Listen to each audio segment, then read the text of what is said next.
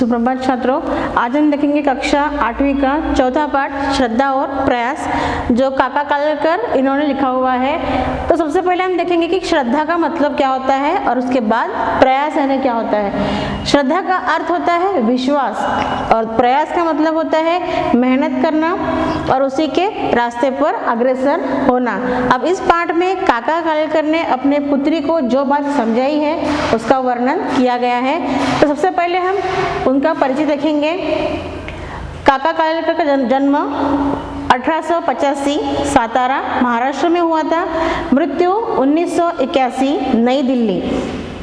अब वो मराठी भाषी होकर भी काका कालेलकर साहब ने हिंदी भाषा की भी सेवा की है और अपने देश विदेश की अपनी यात्राओं के बड़े रोचक संस्मरण उन्होंने लिखे हैं। साथ ही साथ गांधी विचार से प्रभावित थे, इसलिए 1964 में भारत सरकार द्वारा आपको पद्म विभूषण उपाधि से अलंकृत किया था। अब हम देखेंगे कि ये एक जो पाठ है, इस पाठ में हम देखेंगे कि उन्होंने अपनी पुत्री को पत्र के द्वारा क्या समझाने की कोशिश की है। चिरंजीव प्यारी पुत्री शांति, तारीख है 21/12/67 का पत्र मिला।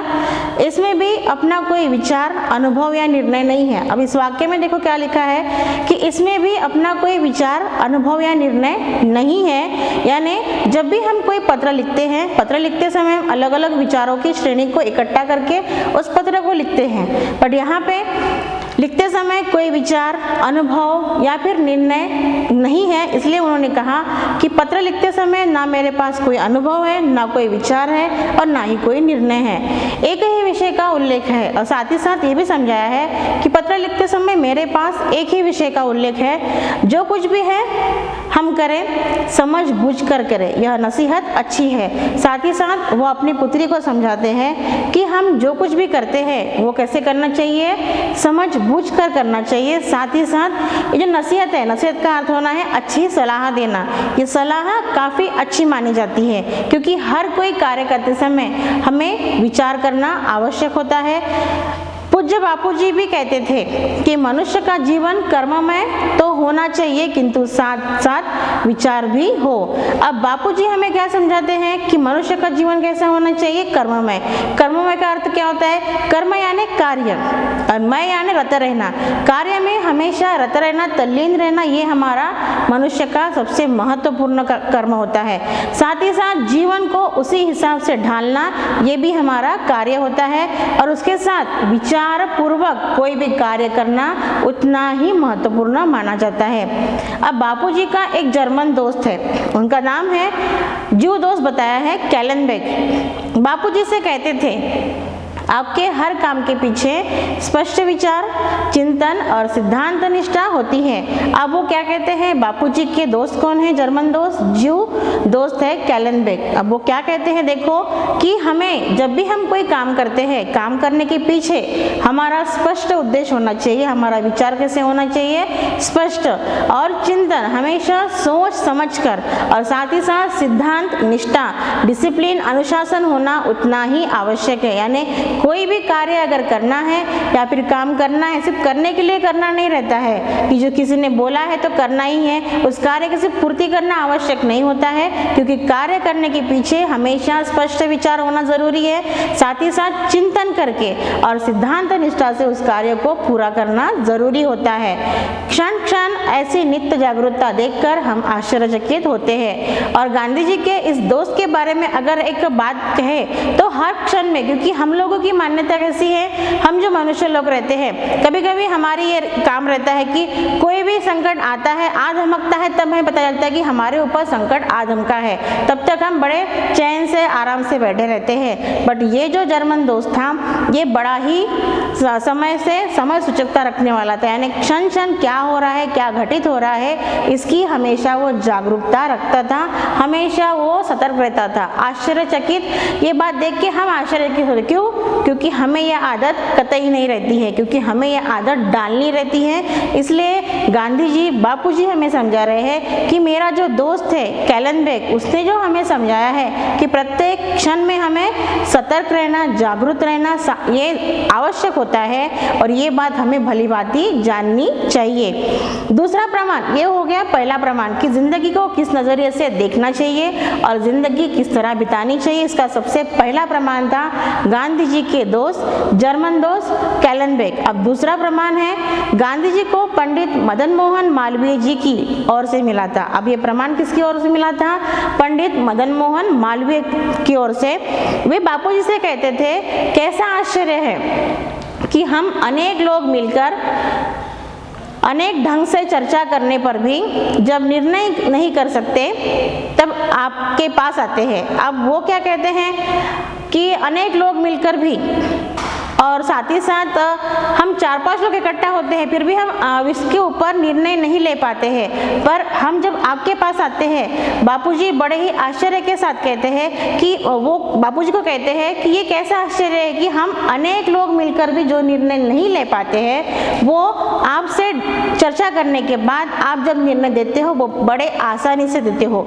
यानी ये भी एक प्रमाण है कि जो पंडित मदन मोहन मालवीय जी ने किसके बारे में कहा था? परम पूज्य महात्मा गांधी जी के बारे में कहा था कि वो कह रहे हैं कि मैं खुद और मेरे साथ 4-5 लोग इकट्ठा होकर भी जो निर्णय हम नहीं ले पाते हैं, जो विचार करने की क्षमता हमें नहीं है, वो अकेले महात्मा गांधी जी में है। और वो कैसे है वो देखो, आप सबको संतोष यानी आनंद हो ऐसा निर्णय देते हैं। यानी निर्णय देते वक्त आप कैसे देते हो कि सबको आनंद हो, सब समाधानी हो, ऐसा देते हो। साथ ही साथ रास्ता सुझाते हो, यानी एक अच्छा रास्ता सुझाते हो। मार्गदर्शन करना उसे कहते हैं। यह तो ठीक, लेकिन कितनी जल्दी। पर यहाँ पे ये भी बताया है कि गांधी जी की एक विचार शैली थी कि वो जब भी किसी चीज़ पर निर्णय देते थे वो इतने जल्दी देते थे कि तुरंत निर्णय देना उनकी आदत थी। बड़ा कौतुक होता है। यानी ये बात सुन के भी हमें बहुत आश्चर्य होता है कि जो इंसान हम 4-5 लोग इकट्ठा होकर भी उसके ऊपर निर्णय नहीं दे पा रहे हैं, वो महात्मा गांधी क्षणिक रूप से उसके ऊपर निर्णय देते हैं। वो भी किस तरह देते हैं कि सबको सुख दें, सबको समाधानी दें, साथ ही साथ रास्ता सुझाने वाला निर्णय देते थे। अब देखो, पूज्य बापू जी के मुँह से ही ये बातें सुनी थी। अब ये बातें हमने किसके मुँह से सुनी थी? बापू जी के मुँह से। अब क्या सुनी? देखो, पूज्य बापू जी सिद्धांत निष्ठ थे। मैंने पहले ही आपको बताया था कि सिद्धांत निष्ठ का मतलब होता है अनुशासन के तौर पर चलना और उसी का पालन अपनी जिंदगी में करना। और उनका सिद्धांत तो उनको अंध नहीं बनाता था। अंध यानी अंधविश्वास या फिर किसी को गलत फहमी में रखना। पर यहाँ पे स्वयं गांधी जी सिद्धांतवादी थे और उनके सिद्धांत उन्हें अंध कभी भी नहीं बनाते थे। ये बात यहाँ पे मायने रखने वाली है, क्योंकि हम मनुष्य क्या करते हैं कि हम में एक आदत रहती है या फिर हमें एक अहम रहता है कि हम अगर 4-5 किताबें पढ़ लेते हैं तो हमें एक अहम आ जाता है, एक अहंकार आता है कि नहीं, मेरे पास बहुत सारे किताबों का ज्ञान है तो मैं वो किसी को ना दूं तो मेरे पास वो जमा रहेगा, इकट्ठा रहेगा। पर ये बात गांधी जी के पास कतई नहीं थी, क्योंकि गांधी जी स्वयं सिद्धांत निष्ठ थे, अनुशासन का पालन करने वाले थे। पर उनके ये सिद्धांत उन्हें कभी भी अंध नहीं बनाते थे। सिद्धांतों का निर्णय और अर्थ के तार्किक बुद्धि से करते नहीं थे। अब वो सिद्धांतों का निर्णय कभी भी तार्किक बुद्धि से कतई नहीं करते थे। तार्किक यानी लॉजिकल थिंकिंग से अगर हम देखते हैं तो वो कतई उनका निर्णय उनके साथ नहीं जोड़ते थे। इसलिए मैं कहता था कि गांधी जी कभी भी तर्कांध नहीं थे। इसलिए वो कहते थे कि गांधी जी कभी भी लॉजिकल थिंकिंग नहीं रखते थे, वो तर्कांध बिल्कुल नहीं थे। तुम्हारे पत्र हमेशा प्रश्नार्थक ही होते हैं। अब वो अपनी पुत्री को बोलते हैं कि जब भी मैं तुमको पत्र लिखता हूँ और तुम जवाब में मुझे पत्र भेजती हो तो तुम्हारा पत्र हमेशा कैसे रहता है? प्रश्नार्थक तौर पर रहता है। यानी तुम मुझे बहुत सारे प्रश्न पूछती हो और उसका मुझे जवाब देना पड़ता है, लेकिन तुम्हारे प्रश्न सुंदर ढंग से रखे जाते हैं। यानी प्रश्न रखने का भी एक अपना ढंग रहता है, नहीं तो फिर लिखा लिखा लिखा ऐसा नहीं रहता है। क्योंकि पत्र लेखन की भी अपनी एक समीक्षा रहती है कि समीक्षा के दायरे में रहकर ही हमें पत्र लेखन करना रहता है। प्रश्न के आसपास का वायुमंडल उपस्थित करके ही प्रश्न को सजीव किया जाता है। अब हम देखते हैं कि किसी को पत्र लेखन करते, आजकल के दौर में पत्र लेखन तो कम हो चुका है, पर जब भी हम पहले के दौर में पत्र लिखते थे तो ऐसा लगता था कि वो इंसान साक्षात हमारे सामने खड़ा है और हमसे बातें कर रहा है, ऐसा लगता था। यानी यहाँ का वायुमंडल हमें ऐसा उपस्थित करना पड़ता था कि सामने वाला इंसान हुबेहूब आपके सामने आकर खड़ा होकर आपको सवाल पूछ रहा हो। इसलिए प्रश्न की चर्चा करने में आनंद आता है और विचार विस्तार से लिखने की इच्छा भी होती है। यानी एक तौर से देखा जाए कि सामने वाला इंसान अगर आपके साथ सामने होकर खड़ा होकर बातचीत करता है, वार्तालाप करता है, तो आपको और विस्तार से लिखने की इच्छा होती है।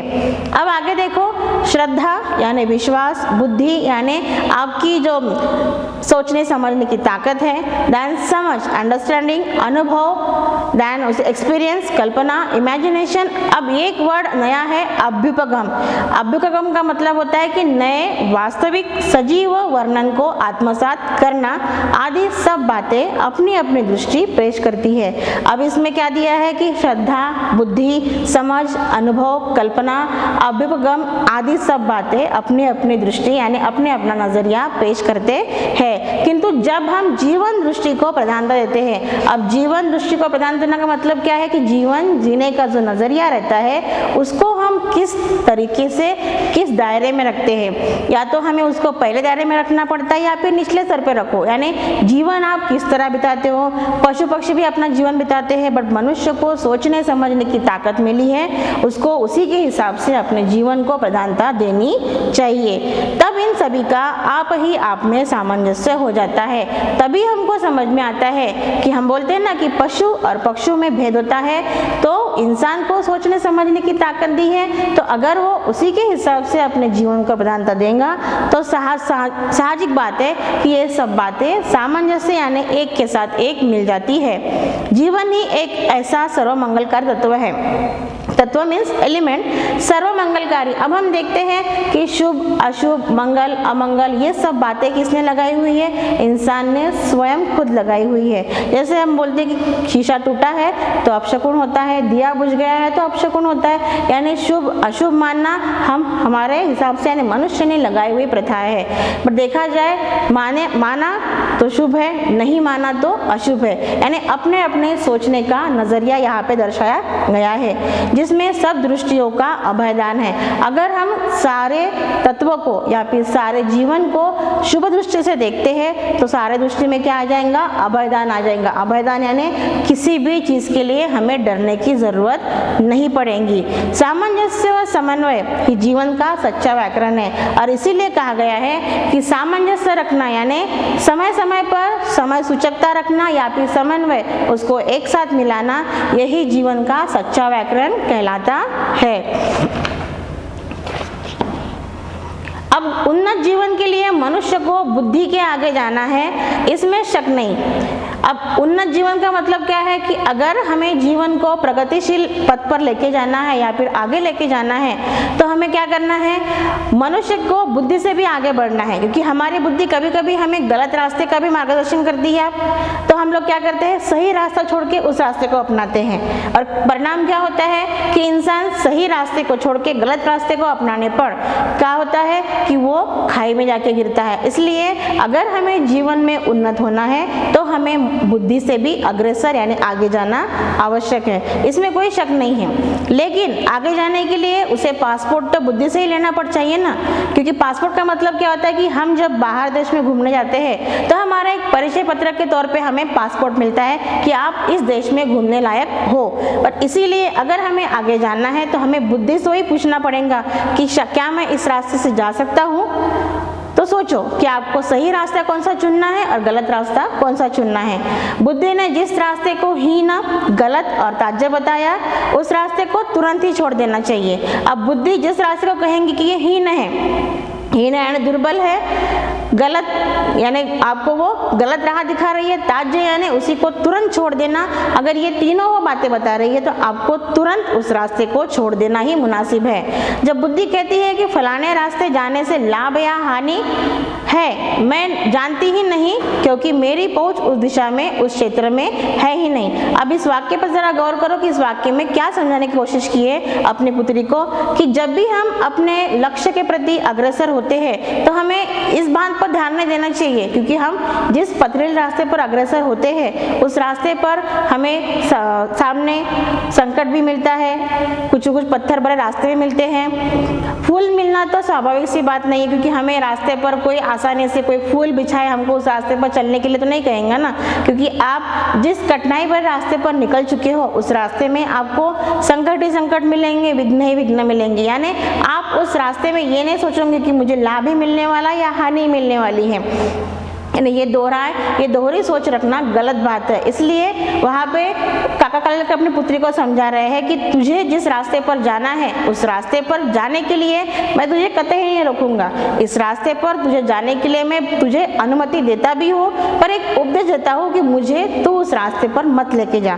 क्योंकि यहाँ पर एक बात मैं आपको समझाना चाहती हूँ कि हम लोग क्या करते हैं, बचपन में हमारे माता पिता हमें उंगली थाम कर चलना सिखाते हैं, हमें आगे मार्गदर्शन करते हैं कि हमें किस राह पर चलना चाहिए, और साथ साथ हमें अपने लक्ष्य के प्रति अग्रसर भी दिखाते हैं। यानी हमें एक लक्ष्य प्राप्ति के लिए एक रास्ता सुझाते हैं, पर वो हमें ये तो नहीं कहते ना कि बेटा तू मेरी उंगली थाम के तुझे जहाँ जाना है वहाँ चल, क्योंकि हर आगे जाने के लिए आपको माँ बाप का साथ रहता है, ऐसी बात नहीं। इसलिए जो रास्ता आपको चुनना रहता है उस रास्ते पर जाने के लिए आपको स्वयं प्रेरित होकर चलना रहता है। इसलिए अपनी पुत्री को समझाते हुए काका साहब कहते हैं कि तुझे जहाँ जाना है, जिस रास्ते पर जाना है, उस रास्ते पर जाने के लिए मैं तुझे स्वयं प्रेरित कर रहा हूँ, अनुमति दे रहा हूँ, पर मेरा मानूंगी तो मुझे उस रास्ते पर तू अपने साथ कतई मत लेके जा। तब हम गूढ़ क्षेत्र में प्रवेश करते, क्योंकि आप जिस फैकल्टी में जाना चाहते हो, आपको आगे चल के क्या बनना है, क्या करना है, आप खुद तय करते हो, क्यों आपके लिए वो एक गूढ़ रहस्य रहता है।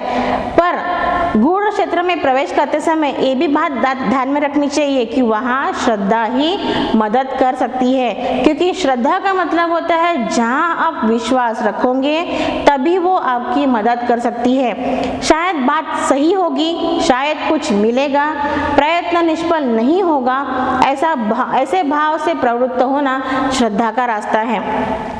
अब एक बात देखो कि जहाँ हम विश्वास रखते हैं, विश्वास रखने का मतलब क्या होता है कि हमें उस चीज़ पर कायम एक निष्ठा रहती है। अब शायद वो बात होगी, शायद कुछ मिले या ना मिले, शायद मेरा प्रयत्न निष्फल होगा या फिर सफल होगा, ये सारे भाव किस में आते हैं, ये सारी प्रवृत्तियाँ किस में आती हैं कि जहाँ आप श्रद्धा रखते हो वहाँ पे।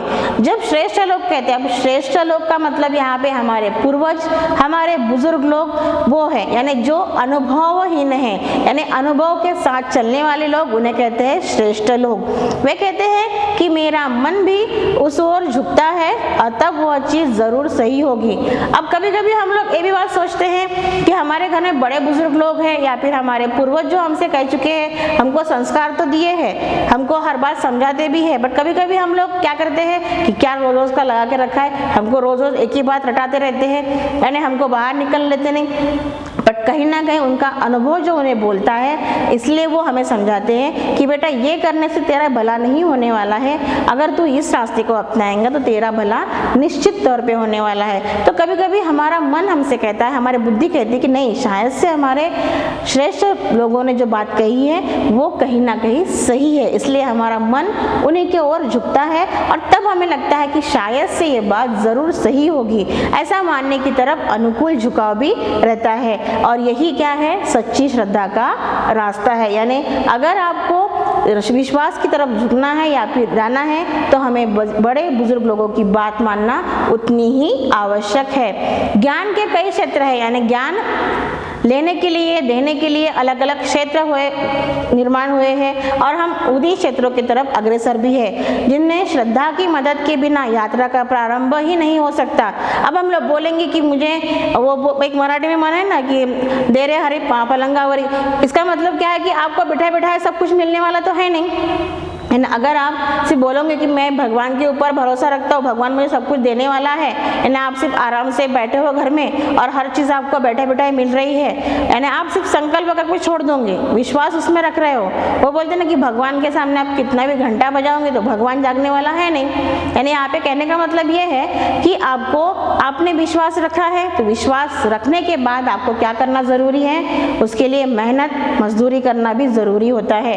यानी जिनमें श्रद्धा की मदद के बिना यात्रा का प्रारंभ हो ही नहीं सकता, किंतु जो आदमी श्रद्धा को ले बैठता है और यात्रा का कष्ट नहीं करता, उसे क्या मिलने वाला है, कुछ भी नहीं मिलने वाला। क्योंकि सिर्फ बैठे बिठाए रहेगा और कष्ट नहीं करेगा तो वो निकष्टी आलसी कहलाएगा और उसे जीवन में कष्ट के सिवा और कुछ नहीं मिलने वाला है। श्रद्धा के बिना ज्ञान प्राप्त नहीं होगा, क्योंकि श्रद्धा और ज्ञान इन दोनों का समन्वय किस तरह का है, जैसे भगवान और भक्त का उस तरह का रहता है। केवल श्रद्धा से भी नहीं होगा तो क्या चाहिए। अब हम कहते हैं कि सिर्फ श्रद्धा होना जरूरी नहीं है, क्योंकि श्रद्धा और ज्ञान इन दोनों का संबंध कैसा है, भगवान और भक्त की तरह। अब देखो तो फिर क्या चाहिए ज्ञान प्राप्ति के लिए प्रयत्न। अगर आपको ज्ञान प्राप्ति करनी है तो उसके लिए सबसे महत्वपूर्ण बात है प्रयत्न, यानी आपको बार बार प्रयास करना जरूरी है। साथ ही साथ प्रयोग एक्सपेरिमेंट करना भी जरूरी है, और कसौटी हर चीज को परखने की ताकत रखनी चाहिए, क्योंकि उसके लिए तत्परता भी चाहिए। नहीं तो सिर्फ करने के लिए कर रहे हो, बोला है तो किया है, नहीं तो छोड़ दिया है, ऐसे कोई नहीं रहता है। तत्परता यानी हर चीज में आपकी लगन होना जरूरी है। इसलिए कहते हैं तत्परता, ज्ञान, कसौटी और प्रयोग इन सब की जरूरी होती है ज्ञान प्राप्ति के लिए।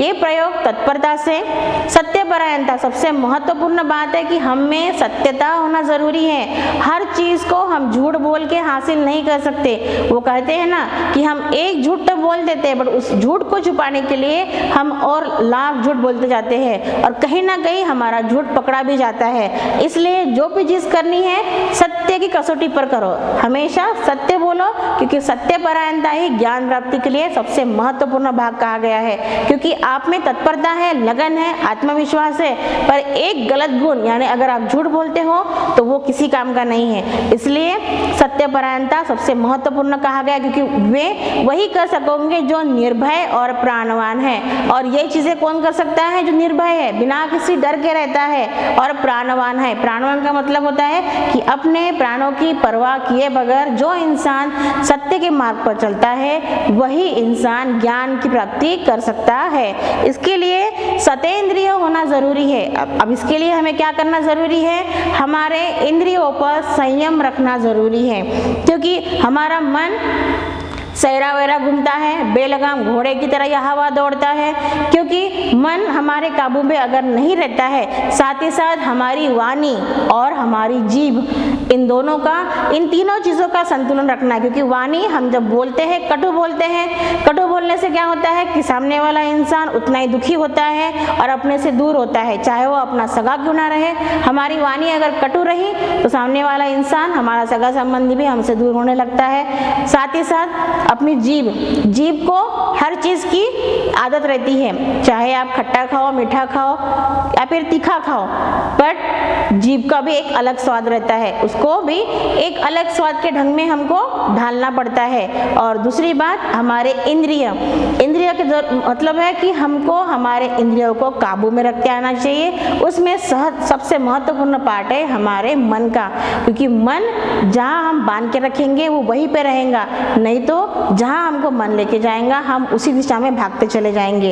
इसलिए कहा गया है कि हमें स्वयं तेंद्रिय यानी हमारे इंद्रियों को काबू में रखते आना चाहिए।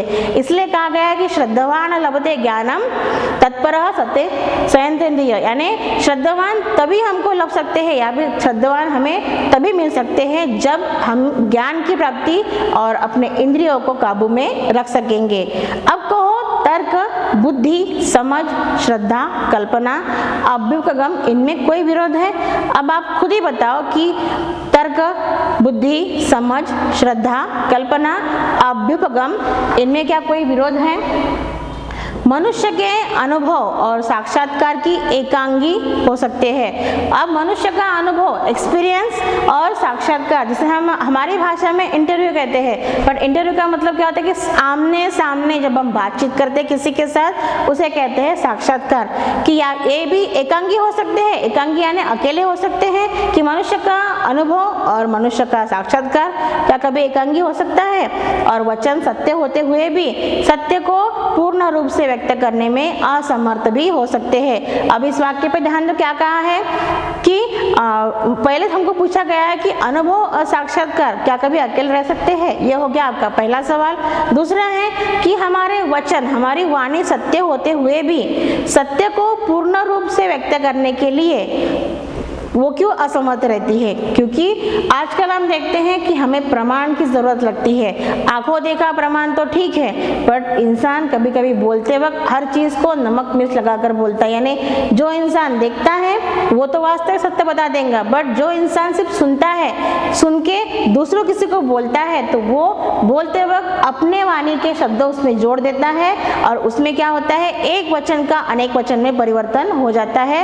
और तब क्या होता है कि सत्य वास्तविक होते हुए भी उस सत्य को हम प्रमाणित नहीं कर पाते हैं। इसलिए कहा गया है कि अनुभव और साक्षात्कार एकांगी हो जाते हैं और एकांगी रहते भी हैं। क्यों? क्योंकि इसके लिए मनुष्य खुद जिम्मेदार है। क्योंकि वचन यानी वाणी सत्य होते हुए भी जब वो किसी के साथ वार्तालाप करता है या फिर किसी के साथ बातचीत करके उसको समझाता है, यानी एक व्यक्ति दूसरे के साथ, दूसरा व्यक्ति तीसरे के साथ जब परिवर्तन करता है, तब समझ में आता है कि वाणी सत्य होते हुए भी उसको प्रमाणित नहीं कर सकते, उसको पूर्ण रूप से फलित नहीं कर सकते हैं। अब आगे देखो, इसलिए धर्म ग्रंथों का, ऋषि वचनों का और महावाक्यों का अर्थ समय समय पर व्यापक होता आया है। अब यहाँ पे हम लोग धर्म ग्रंथों को पढ़ते हैं, साथ ही साथ ऋषि वचनों को हम सत्य मानते हैं, और जो महावाक्य बोले गए हैं उनका अर्थ हमने समय समय पर व्यापक यानी उतना ही गहरा कर दिया है। क्योंकि गहराई से अगर हम चिंतन मनन करते हैं तो ही हम सत्य को जांच सकते हैं, पड़ताल सकते हैं और उसको पूर्ण रूप से प्रमाणित कर सकते हैं। अंतिम सत्य है अर्थात परम सत्य समझने में भी क्रम विकास पाया जाता है। यानी अंतिम सत्य क्या है, अर्थात परम सत्य को अगर हमें जानना है और उसको समझना है तो हमें क्रम विकास से जाना पड़ेगा। यानी क्रम क्रम से हर चीज का विकास करना जरूरी होता है। जहाँ अतिश्रद्धा का मतलब होता है अंधश्रद्धा में भी परिवर्तन होता है। क्योंकि भगवान पर हम श्रद्धा रखते हैं, पर कुछ लोग अतिश्रद्धा के अधीन होकर उसका परिवर्तन अंधश्रद्धा में कर देते हैं। वहाँ गुरु के वचनों का व्यापक अर्थ करते भी शिष्य डरता है। अब उसका परिवर्तन अगर अंधश्रद्धा में हो गया तो गुरु के वचनों का कोई मोल नहीं रहता, क्योंकि गुरु जब बोलता है सत्य वचन ही बोलता है। पर अगर हम अति श्रद्धा रखते हैं यानी अंधश्रद्धा रखते हैं तो उस पे वहाँ पे गुरु के वचनों का कोई मोल नहीं रहता, क्योंकि वहाँ पे अति श्रद्धा ही उपेक्षा का काम करती है। क्यों करती है? क्योंकि कभी कभी गुरु लोग भी क्या करते हैं, शिष्यों की अति श्रद्धा की उपेक्षा करते हैं। उपेक्षा यानी अवहेलना करते हैं। आजकल के गुरु का उदाहरण दिया गया है कि पहले के गुरु जब गुरुदक्षिणा लेते थे तो शिष्य भी क्या करता था, बिना सोचे समझे सब कुछ दान देता था। पर आजकल क्या हो गया है कि ना शिष्य गुरु का महत्व जानता है, ना गुरु शिष्य को अपने पूर्ण रूप से बलिदान देना चाहता है। यानी आज भी पैसों की कीमत यहाँ पे बढ़ चुकी है, इसलिए गुरु क्या कर रहा है, शिष्य की अवहेलना कर रहा है। भले ही शिष्य उसके ऊपर श्रद्धा रखता है कि नहीं मेरा गुरु मेरे लिए सब कुछ है, वो मुझे अच्छा ही मार्गदर्शन करेगा, फिर भी क्या हो रहा है, उसकी उपेक्षा ही हो रही है। ऐसे लोगों ने ही सिद्धांत चलाया है। ऐसे लोग क्या कर रहे हैं, सिद्धांतों को चला रहे हैं। श्रद्धा रखो तो बेड़ा पार है, उद्धार हो ही जाएगा। यानी अगर हम श्रद्धा रखते हैं तो हमारा बेड़ा पार तो होने ही वाला है। बेड़ा पार यानी अपने कार्य की पूर्ति तो होने ही वाली है और हमारा उद्धार होने ही वाला है। इसमें अलम बुद्धि आती है। अलम बुद्धि यानी संकुचित दृष्टिकोण, संकुचित बुद्धि आ जाती है जो प्रगति के लिए मारक होती है। अगर हमें प्रगति करनी है तो हमारे बुद्धि को हमें चालना देके उसे क्या करना ज़रूरी है, एक्सपांड करना ज़रूरी है। नहीं तो हम लोग संकुचित बुद्धि रखते हैं कि नहीं, हमारी इसी मर्यादा में बुद्धि सीमित है, उसी मर्यादा में हम सोचेंगे, उसके विपरीत हम सोचेंगे नहीं, तो उसके लिए क्या हो जाएगा, हमारी जो प्रगति है वो कहीं ना कहीं रुक जाएंगी। वो मार्ग है प्रगति के लिए। इसलिए कहा गया है कि सत्यनिष्ठा, आत्मनिष्ठा और अनुभव मूलक जीवन निष्ठा, यही मुख्य बात है कि हमें सत्य पर निष्ठा रखना जरूरी है, आत्मा पर निष्ठा रखना जरूरी है और अनुभव को मूलक रखना है, तभी हम जीवन निष्ठा जी सकते हैं। और यही मेरी मुख्य बात है। काका के सप्रेम शुभाशीष, यानी यहाँ पे काका कालेलकर जी ने अपने पुत्री को शुभ आशीर्वाद दिए हैं। आशा करती हूँ कि आपको सब लोगों को पाठ समझ में आया होगा। धन्यवाद।